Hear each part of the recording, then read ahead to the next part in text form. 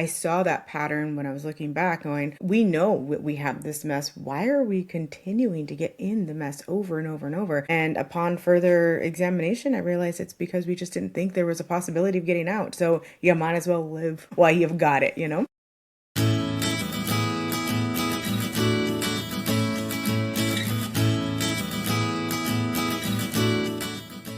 Welcome to the Christ-Centered Stewardship Podcast with your hosts, Maria Casillas and Nino Villa.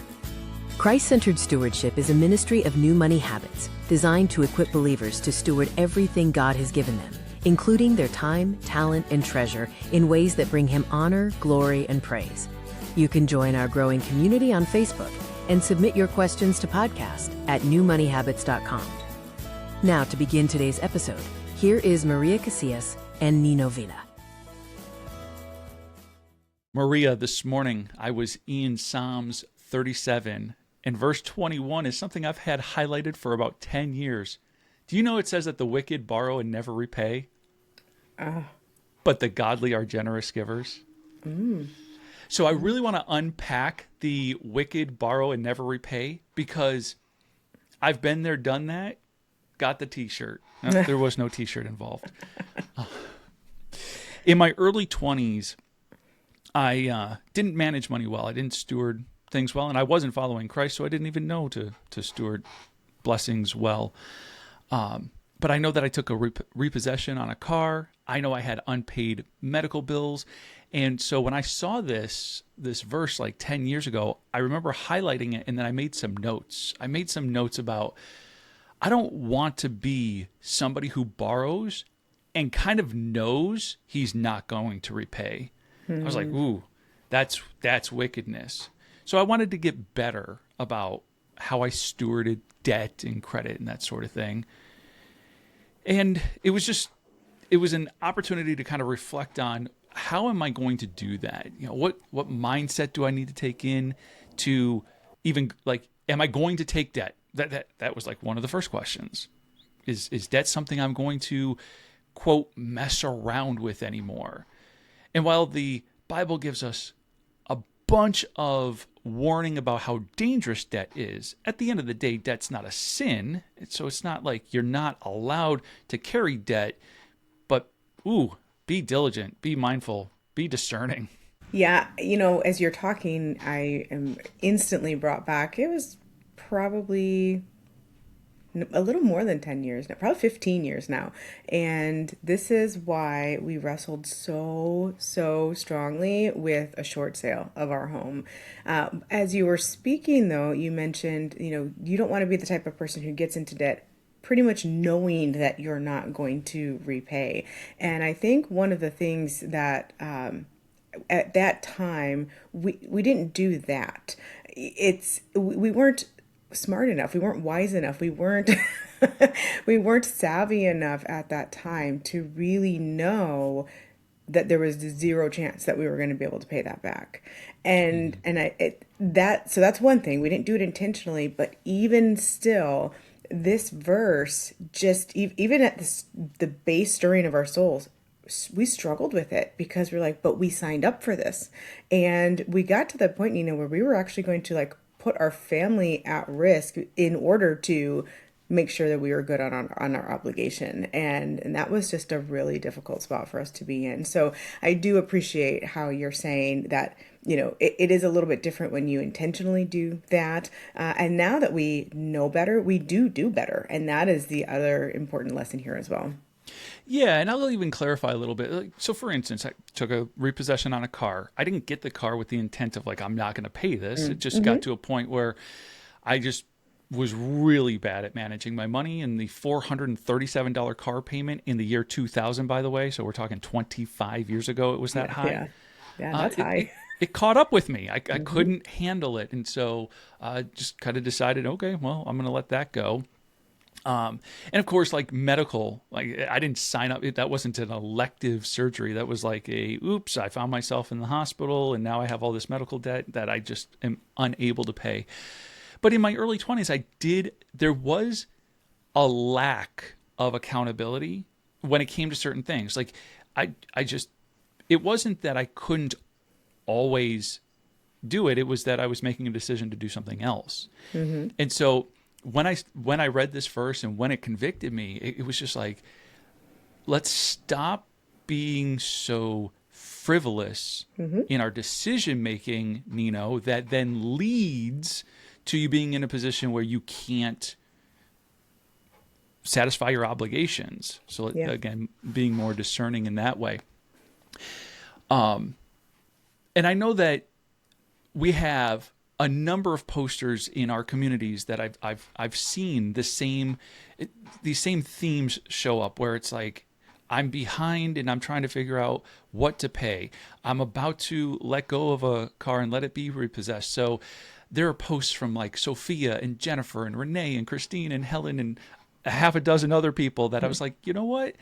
I think if we just kind of tackle the topic of debt and how to manage it, and when you realize that, hey, I want to get out of it, I want to eliminate it, how can I go about that? What are some of the things that I should be thinking and doing so that I can get out of the debt and manage credit differently? Yeah, I think a solid strategy is going to be important. So, and there's so many different options for people. So let's dig in and talk about some of those. Yeah, and I think that's where it really kind of starts, right? There are so many options, and as you're listening, you might be thinking like, oh yeah, like if I'm trying to eliminate debt, I'm going to do the debt snowball. But I'm like, it's not even just about like that, right? Like, let's start with, am I going to pay it? Because so often we talk to people, I sit down with clients and they're like, I'm thinking bankruptcy, right? Like I'm thinking that's like my only way out is, do I declare bankruptcy on this? We have conversations with others that it's, should I do a consolidation loan? Should I transfer balances to a zero interest credit card? Like, what do I do to help me eliminate this? And like you said, there are just so many strategies and so many different ways that we can go about doing that. Yeah. Can we talk real quick about that idea of deciding whether or not you're going to actually pay? Please. Okay. Very good. Because I think that so many times just emotionally we get, we just get so overwhelmed and bogged down with the idea that it's never, ever going to get better. And we sort of despair. And oftentimes that despair leads to this hopelessness of the only option I have is something like bankruptcy, for example. And we forget to really just take a step back and look at what does that actually mean? So, I mean, I can tell you a lot of a lot of the people that I work with believe if I just do this, it's the easy way out and it's going to wipe the slate clean and it's no big deal. But those people might actually have over 50 to 75% of their debt wrapped up in student loans, for example. And those student loans are not going to go away with that bankruptcy. And so they're just, when you stop to go, oh, well, how much of it is actually going to be relieved for me? Then they realize, oh, well, that's not actually very relieving at all. And so now I'm going to have all of the stress of the student loans and then added on to that, the stress of going through this bankruptcy. And so they make different decisions when they have better information. Yeah. Yeah. You know me, I love informed decisions. And the only way you can make an informed decision is, like you said, like really stare at all of the different variables and understand what it is that you're even up against. Oftentimes when people are declaring or thinking about declaring bankruptcy, the other part of that is they have assets that they want to hold on to, maybe perhaps like their house. And so you're not eliminating the mortgage. And so what, you're eliminating consumer debt, but then to your point, you can't get rid of student loan debt. And so again, like what is the actual net benefit here, dollars and cents wise, when perhaps thinking about things differently and just looking at it differently, you start to realize like, oh, wait, there's a different path where I can honor my obligations, but also alleviate some of the financial burden and stress just by thinking about things differently. So here's how we kind of go about things. There's two ways that we look at this. One is, what method might you use? And we can talk about methods in a moment. But more importantly, there's also phases. I think when we're trying to eliminate debt, too often we just kind of lump all debt together. And oftentimes, if we break anything out, it's like just the mortgage. So it's all my debt except the mortgage. Well, I want you to look at your debt differently. I want you to look at your debt strategically. You have active debt and you have inactive debt, meaning if you have an open credit card that you have a balance on that you're paying on, that's active. If you have an old credit card that's been like closed and charged off and sent to collections, well, that's inactive. So first of all, there's a category there, active or inactive. And after you look at that, it's, if I'm looking specifically at my active debt, I might have credit lines, credit card, an auto loan, whatever that is, but I have these active accounts and they are accruing interest. But I also might have like a medical bill, and that medical bill is not accruing interest. So once I look at that category, I can look inside that category and say, wait a minute, of my active debt, which of these debts are accruing interest and which are not? Because there's a strategy behind how to deal with each of those. So we do these things in phases, and there's 3 phases. Phase 1, attack your active interest-bearing debt. Mm-hmm. Phase 2 would be attack your active non-interest-bearing debt. And then phase 3, and this is where I think some people get tripped up, is we'll take care of all the charge-offs and the bad debt and the collections later. Because if you have resources right now, what I don't want you to do is I don't want you to kind of, for the lack of a better term, squander those financial resources on an old debt that's in collections that it is what it is, and it's not going to get any worse. It's not going to get any better, but it's like it's already there. And so that old adage, let sleeping dogs lie. Mm-hmm. Let's use those resources to get control of your active interest-bearing debt and get you a little bit of margin, get some things eliminated that opens you up to take care of the other things down the road. Sounds wise. I'm curious, Maria, from your behavioral psychology perspective, like what usually keeps people from either approaching this a little bit more logically? Like, what are some of those feelings and emotions that are driving behaviors? I think some of it is the reinforcement of their past behaviors. So, there is either maybe they have done a certain way in the past and been rewarded for that thing, or maybe they've tried the opposite where they've actually tried to pay something off and then something happened and they sort of got knocked down at their knees and they like, I can't do this anymore. I think that when we see repetitive behaviors be either rewarded or punished, if you will, over time, it actually does start to change the way we think about something. So I would imagine there's some of that going on, and then there's also the spiritual side of things where we have sin that enters in, and there is envy, and there are things that like we see, I want to have that thing that my neighbors have, or we start to be discontent with things and we decide we're gonna, even though we have this mess, we're going to go and make a bigger one. I oftentimes will hear people talk about what I like to just call apathy spending, where you just don't care anymore, and it's like, it's never going to change. And so we might as well just keep on going. And by people, I mean myself. Like, I fall into that a lot less now than I used to. But I saw that pattern when I was looking back going, we know we have this mess. Why are we continuing to get in the mess over and over and over? And upon further examination, I realized it's because we just didn't think there was a possibility of getting out. So you might as well live while you've got it, I think one of those scripts that we have entrenched into the culture over the last few decades is this idea that you're always going to be in debt. Mm-hmm. From mortgaging houses to car loans to, for crying out loud, we finance our cell phones nowadays with the $30 a month, $40 a month to the phone company over 2 or 3 years.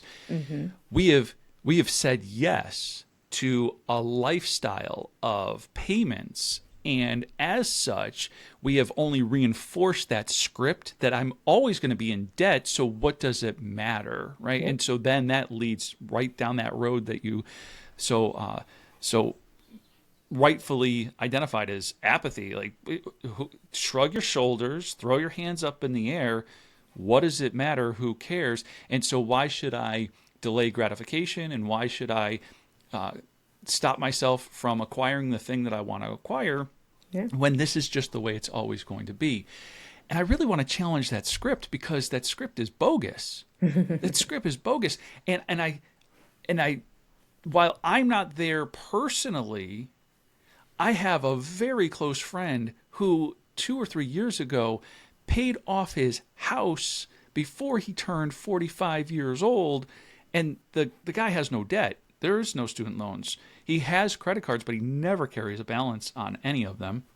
He has no car loans, 2 paid-for cars, a paid-for house.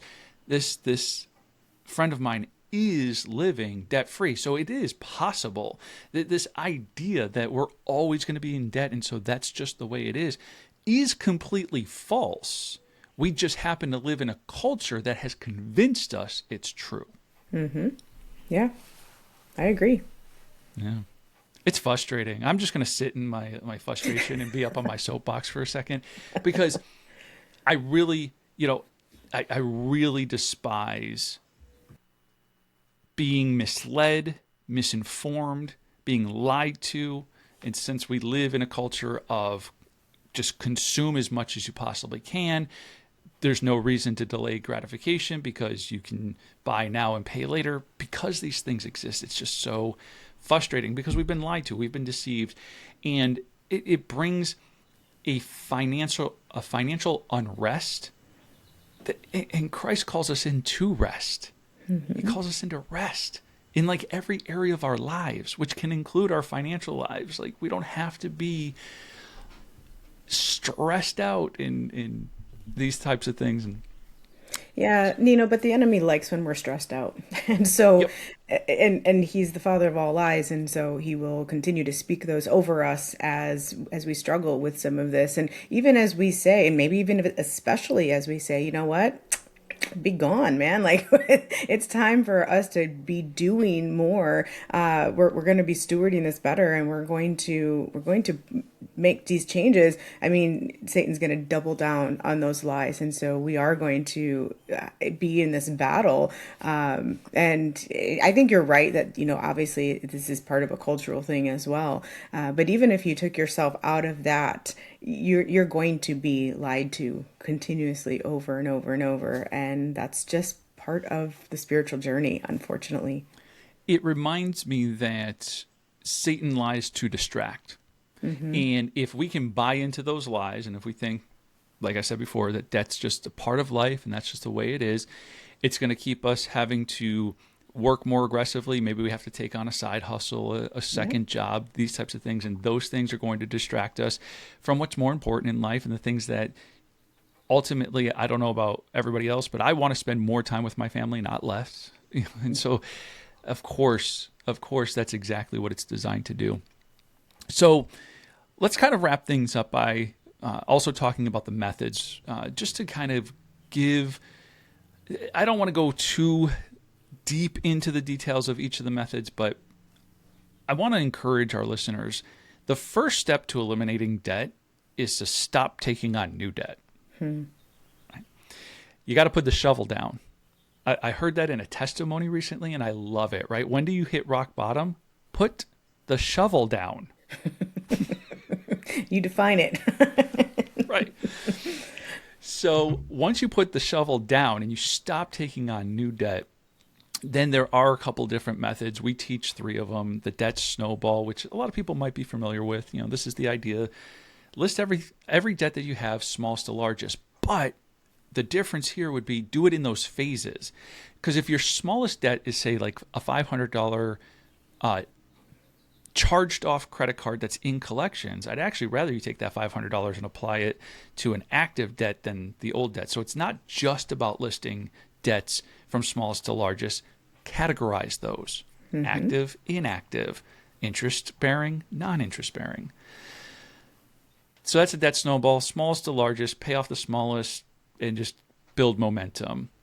People who are math nerds like me might appreciate the debt avalanche instead. This is where you list them from largest interest rate to smallest interest rate, which then would help you kind of categorize them properly, because your non-interest bearing medical debt that might be active would be lower on that list, and your collections stuff that's not accruing interest would also be low on that list. And so you list it from highest interest rate to lowest interest rate, pay it off in that order.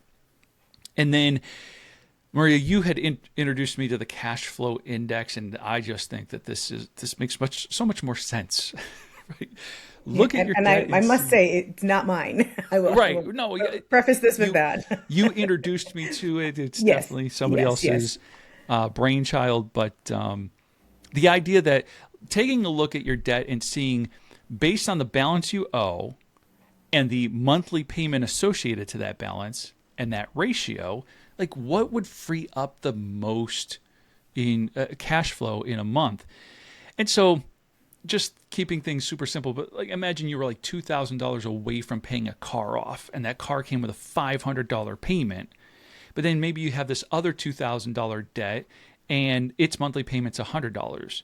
Well, which $2,000 are you going to pay off first? Well, you're going to pay off the one that frees up $500 because it's going to help you to eliminate the other debts. And so looking at things from what frees up the most cash flow in the shortest period of time. Yeah, absolutely. And I think what's interesting is these are the three that we teach. These are the main structures. But even as you were speaking, it's like you could list things in any way that you want to list them. Whatever's going to actually help you get them done. Like that's what we're really after here. And so, yeah, there's myriad of ideas of how you can do that. And that's why it's so nice to have somebody who can kind of look on with you, whether that's a trusted coach, or it could be somebody who's just a trusted family member who you're like, hey, I just need another set of eyes on this. Can you help me see what I'm not seeing? Because truly the best debt payoff strategy is the one that you're going to stick to, be excited about. And, excited is kind of a strong word there, but one that is going to continue to motivate you to get it gone. Yeah. Yeah, it all starts off with a little bit of guardrails, a framework in which to work with if you have none other. But like you said, freedom to kind of look at your debts and say, sometimes there's an emotional tie to a debt too, where it's all like this one here, that one right there. I don't care if it's the smallest, the largest, the biggest payment, the small. I hate that thing, and I want it out of my life. And so if that's the motivation to be like, that one's got to get out of here, yes, that's great. I'm so glad you brought that up, because that's actually very common. It could be a loan from a family member. That was actually something where it's like, hey, our father-in-law gave us this, but now they're using it to hold over against us all the time. And it's like, yeah, it will give you more peace of mind if you just get rid of it. It might be the largest one, so the last one on your debt snowball. It might be the one that they're not charging you interest, and therefore the last one on your debt avalanche as well. And yet, emotionally, psychologically, you're like, oh yeah, it has to be gone. Then baby, you put that right up at the top and you take care of that if that's going to free up your mind. Yeah. Yeah. I'm so glad you specified, like, it might be like a zero interest, right? And here I am, I'm like, oh, go after your active interest bearing debts first. But you're absolutely right. I just sat down with a client last week where there's a loan between the client and a close loved one, and right now it seems to be fine, but it's like we are still thinking about, like, how do we eliminate that as quickly as possible, just to get rid of the emotional ties that come along with that. Yeah. So what is our challenge for our listeners this week? I think the challenge is to slow down and think through your debt elimination plan. Collect information so that you're making an informed decision about what's the best way. And if you need help doing that, you can certainly schedule a free consultation with Maria or myself, and we'd be happy to help you figure out which method, what plan is best for you. Challenge accepted. Thank you for tuning in to this episode of the Christ-Centered Stewardship Podcast. Follow us on your favorite social media platform for more encouragement and support. And until next time, may the Lord keep you in perfect peace as you set your sight on Jesus.